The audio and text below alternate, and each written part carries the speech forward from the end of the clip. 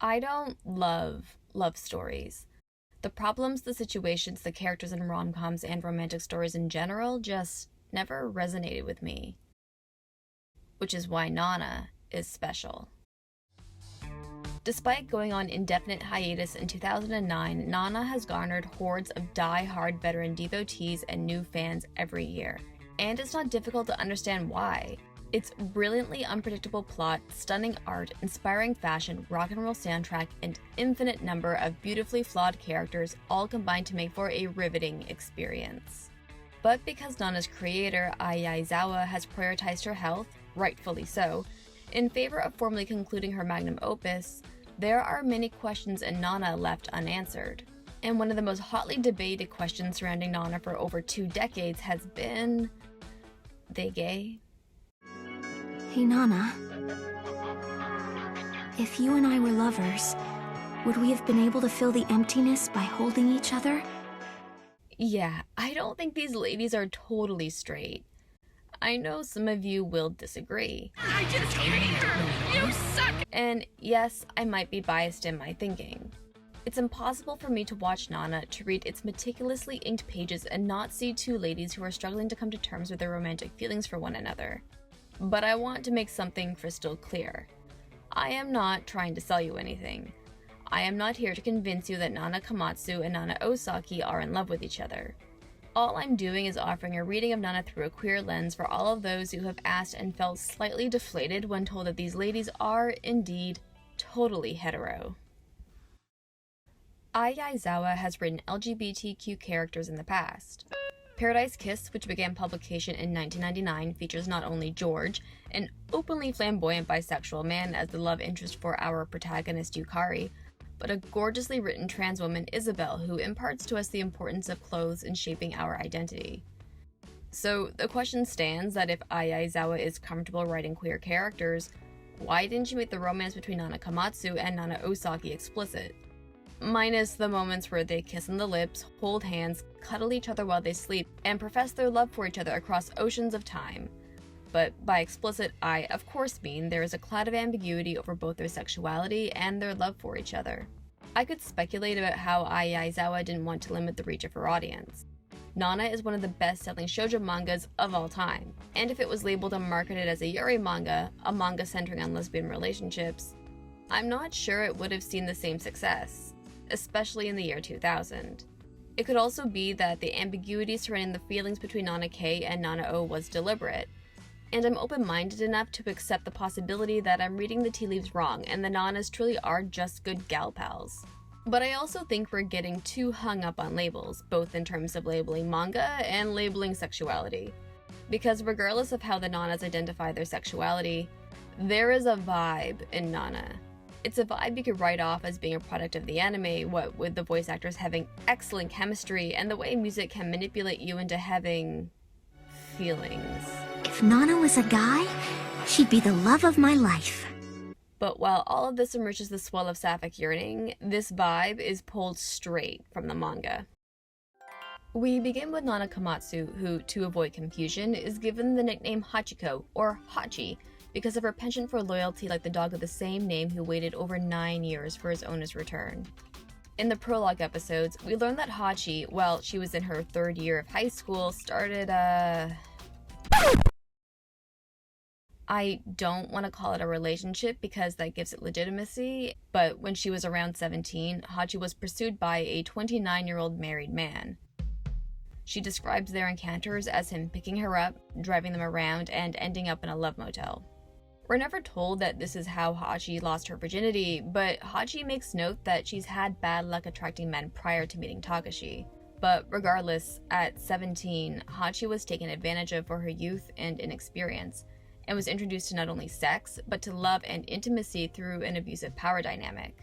Yet, despite her literally not being the one in the wrong, Hachi feels shame and castigates herself for falling for a man she cannot have, something she carries into all future relationships with men. Takashi breaks things off with Hachi due to a work transfer to Tokyo.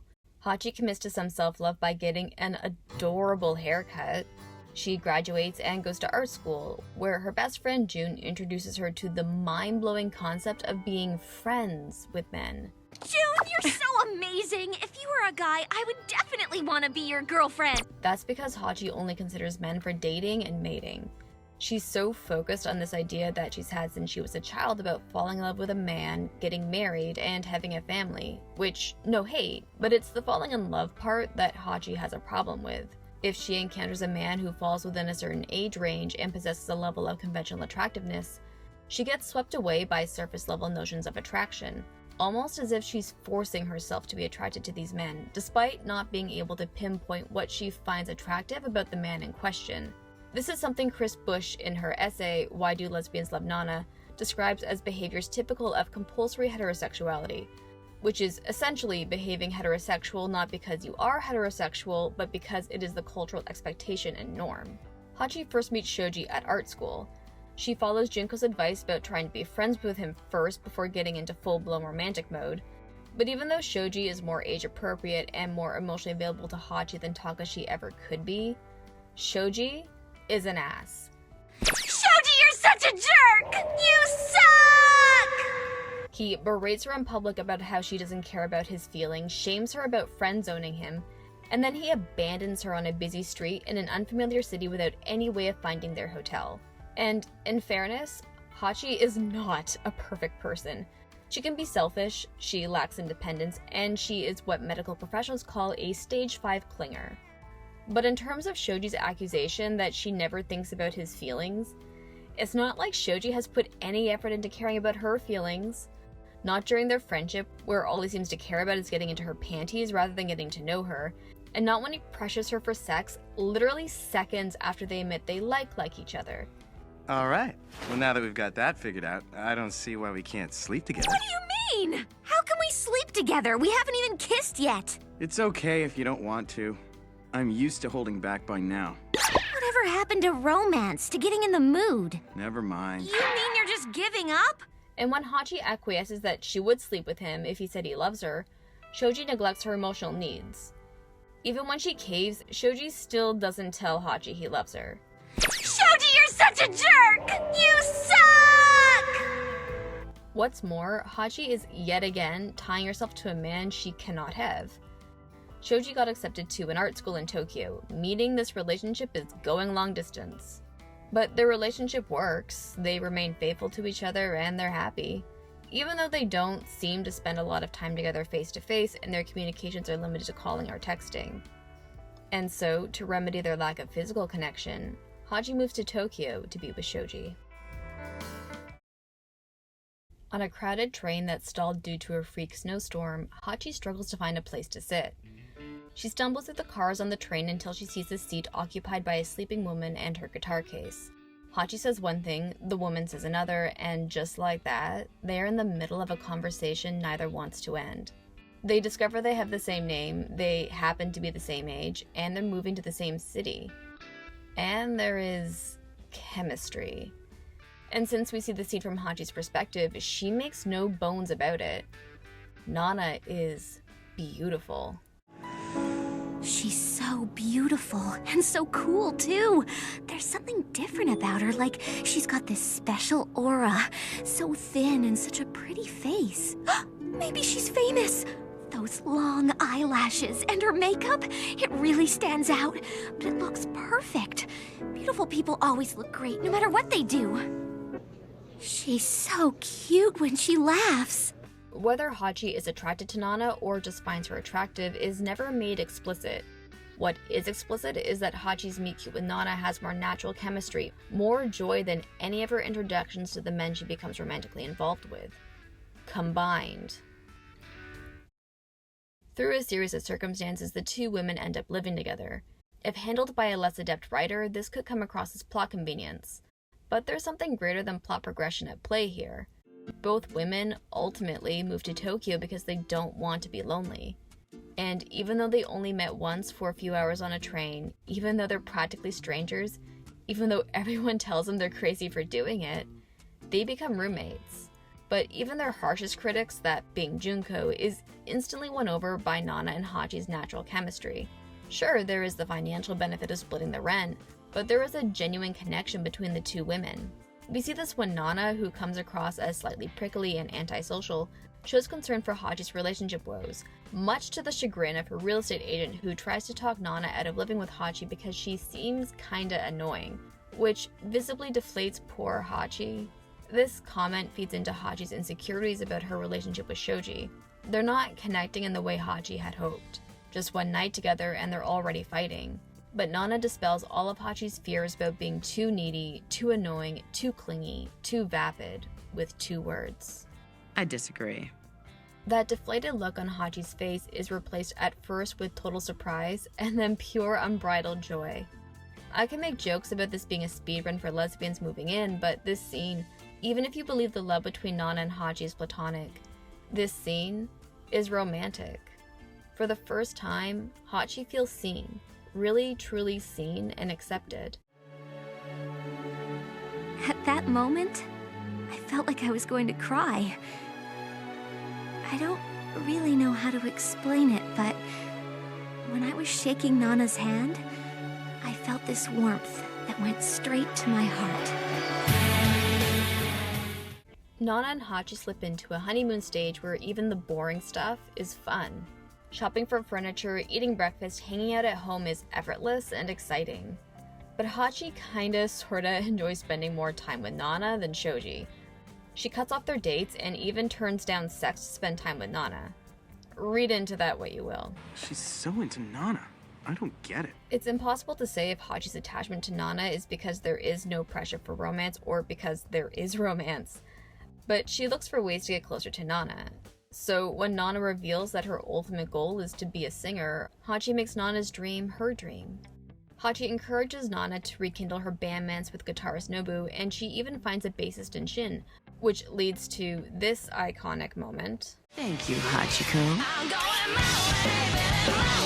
Although Nana couches their kiss as a thank you to Hachi for finding Shin, this is no peck on the lips. This kiss lingers. Hachi blushes and gets all weak in the knees while Nana walks away looking satisfied.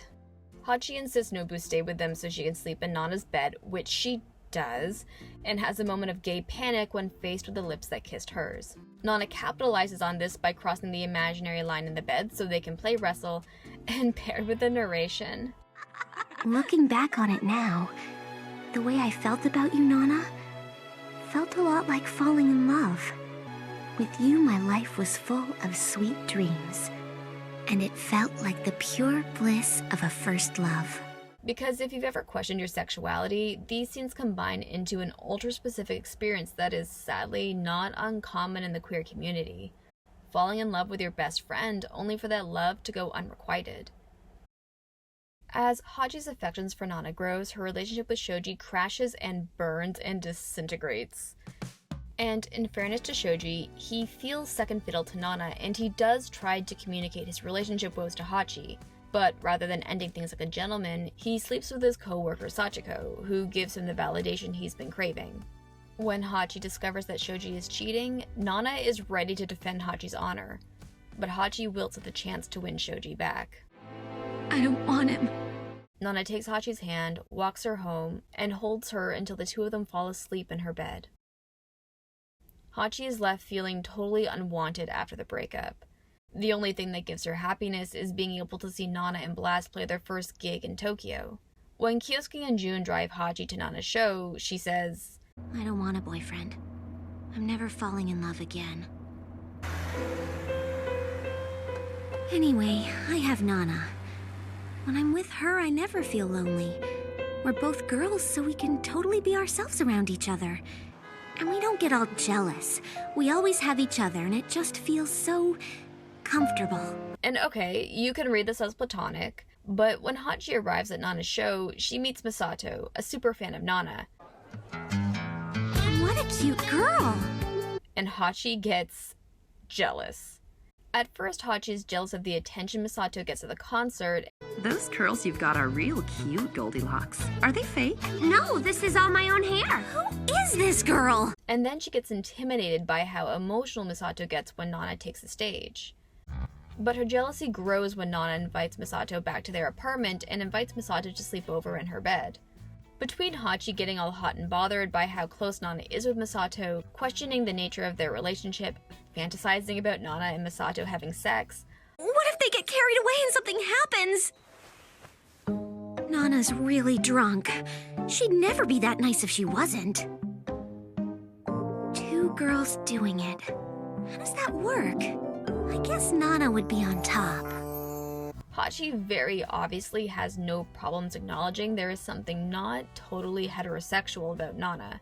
And I don't know about you, but the more fixated Hachi is about Nana and Misato's relationship, the more anxiety she has about the possibility of them having sex in the other room, the more I wonder if the reason Hachi is fixated on Nana's possible queerness is because Hachi is harboring some queer feelings herself. Does she have a thing for Nana? Those two girls together? Weird. I love all those blonde Why am I curls of feeling yours. so You look jealous? Really? Wish I had hair like that. Maybe I'm the one who's weird. Especially when all of this builds to Hachi seeing Sachiko in Misato. In this moment, Hachi worries Misato is going to steal Nana away from her the same way Sachiko stole Shoji.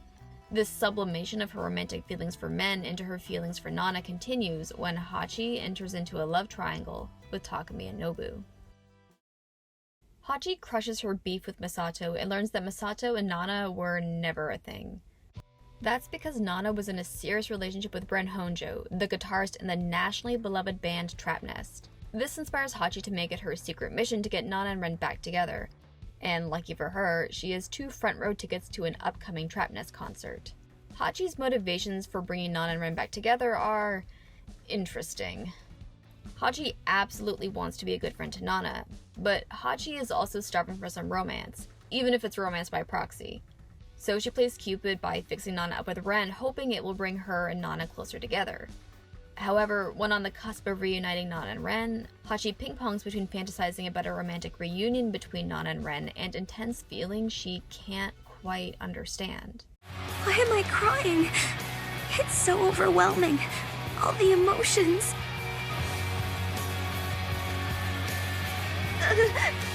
Nana. Almost unknowingly, we held hands. I wanted to continue holding that hand. All night long. And forever.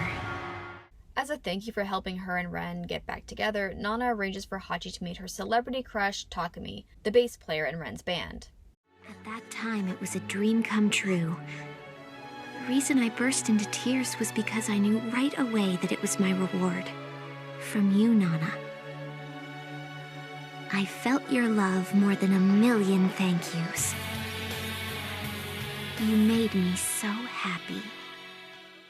Hachi begins a sexual relationship with Takumi. The poor girl is feeling vulnerable after being cheated on by Shoji, and is embarrassed after being fired from her temp job. So when Takumi calls her, she feels obligated to fulfill the fantasy of sleeping with her celebrity crush. But throughout the entire encounter, Hachi tells us that she is not comfortable with the idea of just hooking up. We see her trying to mentally psych herself up before Takumi gets down to business, and is legitimately excited when Nana calls and asks when she's going to be home. But instead of telling Nana that she's spending the night with Takumi, she tells Nana she's spending the night with Junko, to which Junko has some questions when asked to corroborate the alibi. Nana's roommate's a woman, right? But she's so tough and protective of Nana that sometimes I wonder. Nana seems to be so totally obsessed with her, it wouldn't surprise me if there was something going on between them. Not that it makes any difference to me. Hachi worries that Nana will think poorly of her for hooking up with Takumi. There's this sense that in some sad, twisted way, the only way Hachi can get through sleeping with Takumi is by believing that she's somehow getting closer to Nana. Hachi writes the one-night stand off as just that, especially when Takumi ghosts her for a couple weeks. But when Takumi comes over to the apartment for a surprise midnight booty call, Nana sees them together. Because she can no longer hide that she's hooking up with Takumi, thanks in part to Takumi bragging about it to all the guys in Blast, Hachi starts to see herself in an ugly light. She worries that everyone will think she's a slut, so Hachi sees Takumi more and more to prove to herself and everyone else that she's actually in love with Takumi. But the nights Hachi sees Takumi correspond to nights when she feels rejected and needs to feel better about herself. most notably when Nana goes to dinner with a record producer interested in signing Blast over coming home for her usual post-concert hangout. As you might imagine, this shallow validation fills the Nana-shaped hole in Hachi's heart with self-loathing. I'm not as pure as Nana thinks. And I'm most definitely not the girl next door that Nobu thinks I am. But Takumi knows me. The me that's empty inside. But he's the only one. The only one who can forgive me for what I am. My partner in crime. Despite Hachi mind-fucking herself into believing that sleeping with Takumi will bring her closer to Nana, it unfortunately has the opposite effect. Nana hates Takumi, and she begins to spend more time at Ren's place to avoid seeing Hachi and Takumi together. Since Hachi isn't spending time with Nana and Takumi is an emotionally unavailable narcissist who only sees her when he wants to unload, Hachi begins to spend more time with Nobu. Hachi doesn't clock Nobu as a potential dating partner when they first meet. Hey, if you want, I'd be more than happy to sleep with you, Nana. What? No way! I have a boyfriend! I'm really flattered, but no! I was just kidding. In fact, she nurtures a crush on Yasu before flopping over to Nobu. But the more they get to know each other, the more she likes him. Not only because he's a talented guitar player, but because Hachi and Nobu have very similar personalities. They're both hopeless romantics, both passionate about Blast, and both deeply devoted to Nana. But I always found it interesting that Hachi's feelings of like evolve from platonic to romantic when she comes to learn that Nobu has a romantic interest in her. I want to be clear that I don't think Hachi is being devious or calculating with her intentions with Nobu. I think she really truly has genuine affection for Nobu, but I'm not sure I could call it love. Not when Hachi only seems to like Nobu because he likes her back, or because Nobu does kind of put an emotional burden on Hachi by telling her that he's in love with her while she's in a relationship with Takumi. Twice. By doing this, Nobu offers Hachi an escape from her toxic relationship to Takumi as well as closer proximity to Nana. So when Nobu and Hachi kiss under the glow of the full moon, Hachi is given the push she needs to end things with Takumi. But in a fit of verbal diarrhea, Hachi tells Takumi to stop coming over, not that she wants to break up, which Takumi interprets as Hachi having a hysterical lady fit, something he totally understands because he has enough self-awareness to know that he is an emotional vampire. Takumi gives Hachi some space to cool down and is totally oblivious to Hachi's intentions to end their relationship. Why would someone suddenly start screening their calls? Maybe 'cause they hate you. Nobu gives Hachi everything she's been lacking in her relationship with Takumi. Genuine affection. There is also the added side benefit that Nobu gives Hachi what she's lacking in her relationship with Nana. Sex. Hachi seems to be at her happiest here. As the girlfriend of the lead guitarist, she's an unofficial member of Blast. She has the kind, sensitive, devoted boyfriend she's always wanted, and because Nana brokered her relationship with Nobu, her connection with Nana becomes even stronger. But I always found it interesting that so much of Nobu and Hachi's relationship revolves around Nana and Blast. Even their post-coital pillow talk involves Nana. No, we actually formed the band the summer of my junior year, but me and Nana knew each other the year before that. Really? Hey, what was Nana like in high school? But Nobu and Hachi are both such hopeless romantics that when the smooth sailing of their relationship hits rocky waters, their relationship drowns. Okay, so to talk about this, I'm going to get into events that take place in the latter half of the anime. If you don't want to be spoiled, you can skip here. When Hachi realizes she's pregnant and she doesn't know who the father is due to the overlap between her non-breakup with Takumi and her relationship with Nobu, it's unfortunately inevitable that Hachi chooses Takumi. Although chooses is a strong word when Takumi locks himself in a room, steals her phone, calls Nobu to break the news about her pregnancy, and then emotionally manipulates Hachi to get his way. And yes, Takumi offers Hachi the financial stability that Nobu, in his current state, just can't offer without giving up on Blast and going back to a small town to work at his family's hotel. And Hachi can't ask Nobu to take on that responsibility since he might not be the biological father. But Junko and Kyosuke also realize that Hachi wants Nana to succeed in Blast. You're completely in love with Nobu, aren't you? It's more than just being in love with him. She's also deeply in love with Blast. The success of the Guru's band is a dream of hers as well. Without the burden of a child, Nobu can continue to play in Blast and help Nana fulfill her dream of becoming even more successful than Trap Nest. The conversation Hachi has with Junko and Kyosuke is just... it's watching a bird fly into a golden cage. It's not that Hachi doesn't love Takumi. Her love comes out of admiration for his talent and celebrity, sure, but also how he stepped up at her lowest moment to offer her everything she's ever wanted. The perfect wedding, the perfect home, the perfect family. But despite getting everything she's wanted since she was a child, when Hachi gets engaged to Takumi, she kind of becomes a zombie. She spends her days playing house, planning her wedding, and preparing for her baby. She doesn't hang out with Nana anymore, and doesn't hang out with anyone from Blast out of respect for Nobu. But she gets a new wind of life in her when the media finds out Nana is dating Ren. Hachi is disgusted how the media wrongfully accuses Nana of using Ren's celebrity to bolster her own, how they accuse her of actually being in a relationship with Yasu, and how the media uses her troubled past against her to call her a violent slut. Takumi demands that Hachi stay out of it and stay away from Nana. But this is one demand that Hachi won't acquiesce. She's ready to break her engagement to Takumi just to show Nana that she still cares.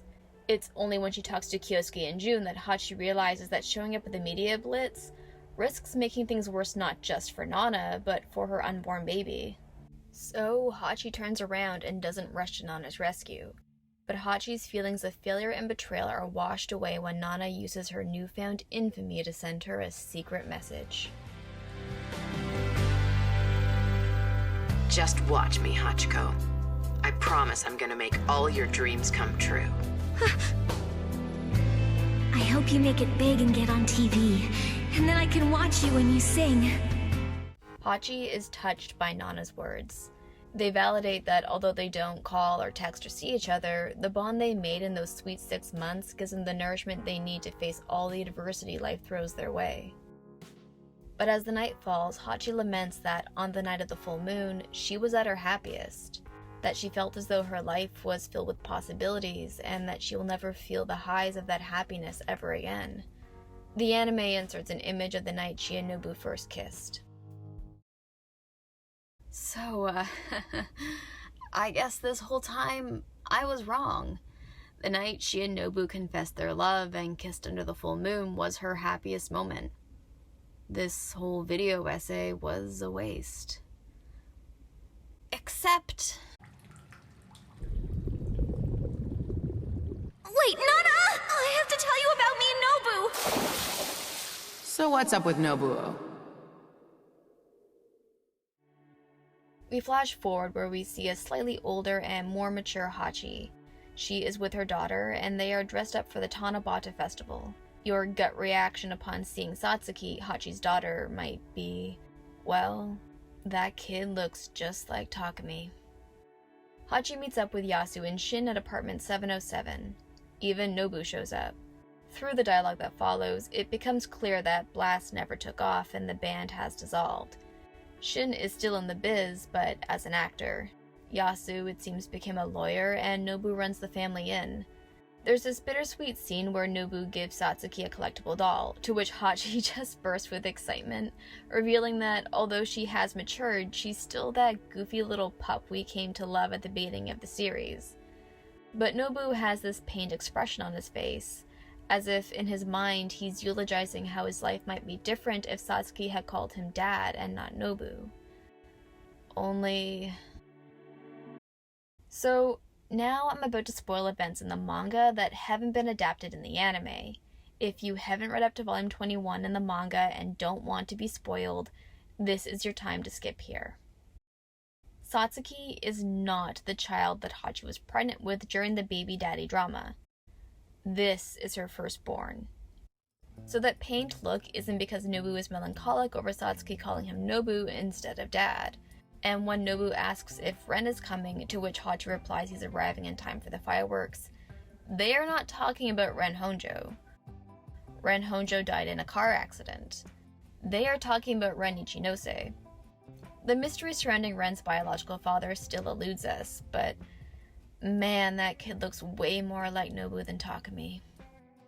Before Ren died, he imparted onto Hachi that he always wanted his children to be named after flowers. It's never drawn out for us in the manga, but it seems to me that after the devastation of Ren's death, that Hachi and Takumi memorialized their good friend by naming their son after him.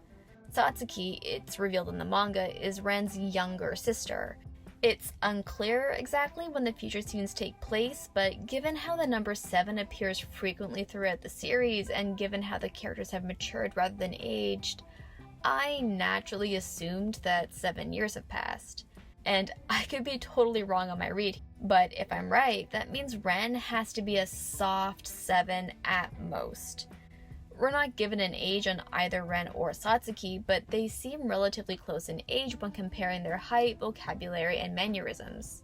I'm no medical doctor, and I'm not an OBGYN, but the likelihood of Hachi getting pregnant and delivering a baby right after having Ren it's possibly possible, but you know what else is possible?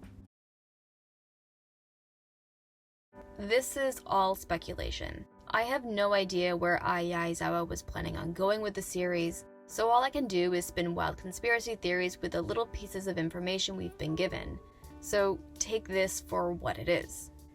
Thanks to a text exchange between Reira and Shin that occurs contemporaneously as a scene between Nana and Ren, we see that Nana and Ren last had sex on February 1st. In the following chapter, we are told that a month has passed without Nana and Ren speaking. Nana makes a comment about how her stomach hurts and speculates whether it's because of the shoju she used to take the birth control pill that she forgot to take earlier.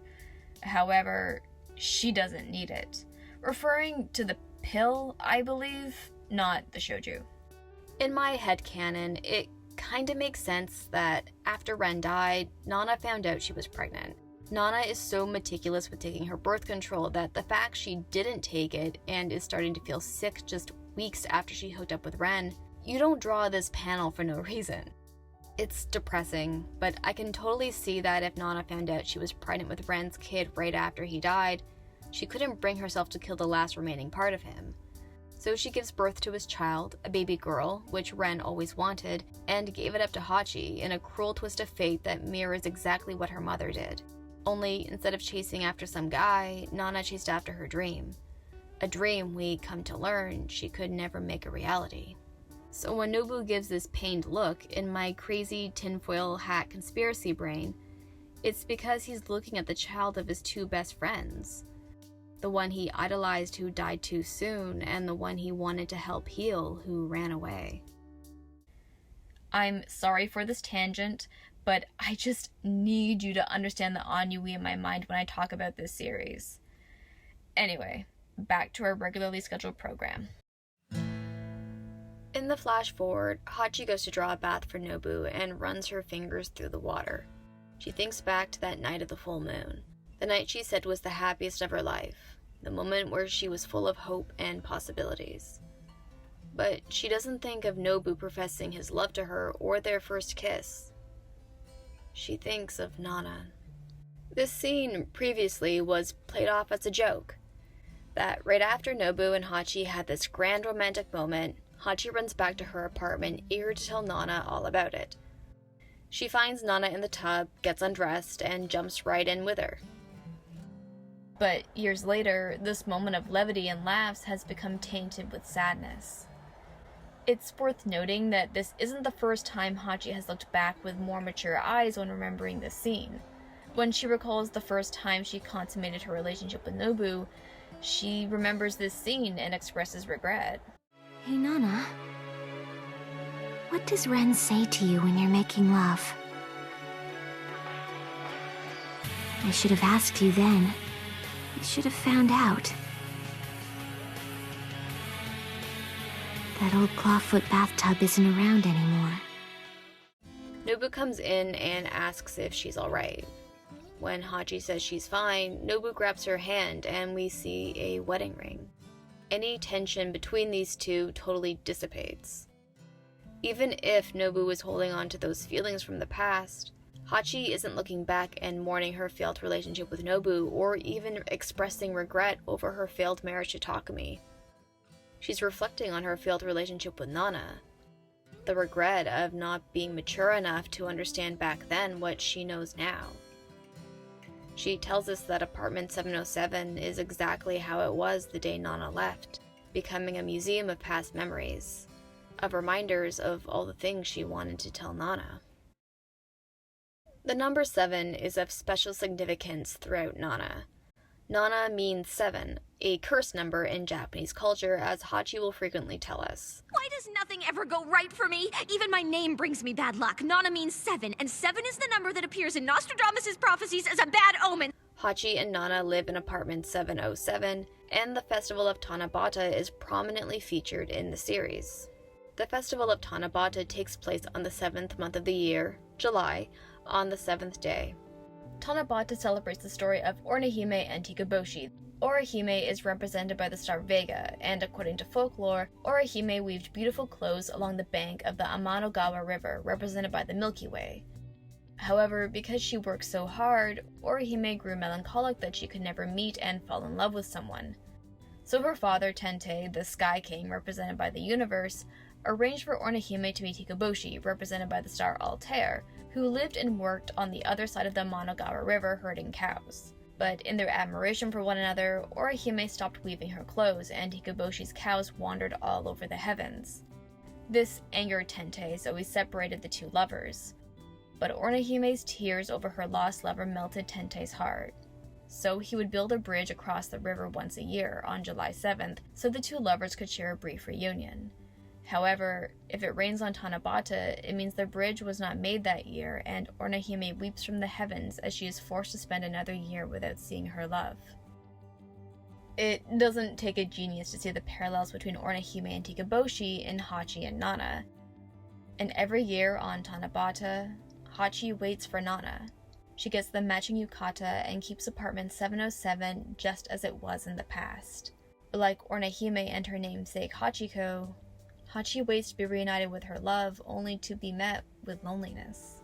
A loneliness that is echoed in Hachi's voiceover as she recalls the firework festival she attended all those years ago that reunited her with Nana after a brief separation. There was such a big crowd that you could easily lose sight of the people you were with. So I wanted to hold Nana's hand. But I was worried she'd be annoyed if I innocently grabbed her hand, which was as warm as Nobu's. The wind on my fingertips was freezing cold. Actually, come to think of it, summer ended long ago, didn't it? Queer content has changed a lot since the year 2000. We're seeing more media that has been written, directed, and stars queer talent and tells queer stories. And these stories aren't about the trauma of the queer experience, but about queer joy. But despite all this change and progress, I feel it's important to recognize that not all of us get to come out. Not all of us have our experiences validated. Not all of us get to live as our true, authentic selves. It's that experience, to me, that is reflected in Nana. The line between platonic and romantic love is difficult to navigate, regardless of your sexual identity. But when you throw in all those messy, complicated feelings on top of the realization that maybe, just maybe, you didn't know yourself as well as you thought, well, that leads to a whole mess of life-changing choices. And not all of us will choose to embrace those feelings. Whether we feel rejection from the object of our affection, fear rejection from friends, family, or our community, or because we believe that embracing what is in our heart is selfish, it is a very human thing to put the needs and expectations of other people ahead of our own. And that's what Hachi's story is to me. The sadness of looking back and asking, what if? If you have watched Nana, if you have read its carefully crafted chapters and it spoke to you about the power of female friendship, I'm not going to tell you that feeling is wrong. Especially when stories about female friendship are in short supply and in its incomplete state, Nana's story is very much up for interpretation. And as much as I adore this series and crave some kind of conclusion for our heroines, I care more about Ai Yaezawa's health, and I hope she's doing well and living her best life. Because at the heart of Nana's 84 chapters is a story about love. About the love we have for our friends, about how we burn ourselves in the fire of love, about how our feelings of love change over time, about how we use love to feel better about ourselves, how even the most idealized love can leave us feeling empty, about how love gives us the power, the strength, the courage to ask, what if? Hey, Nana. That summer you longed for more than anyone? The one we couldn't get back? Well, it's here now. I'll always be waiting. For 10 years, 20 years, 50 years.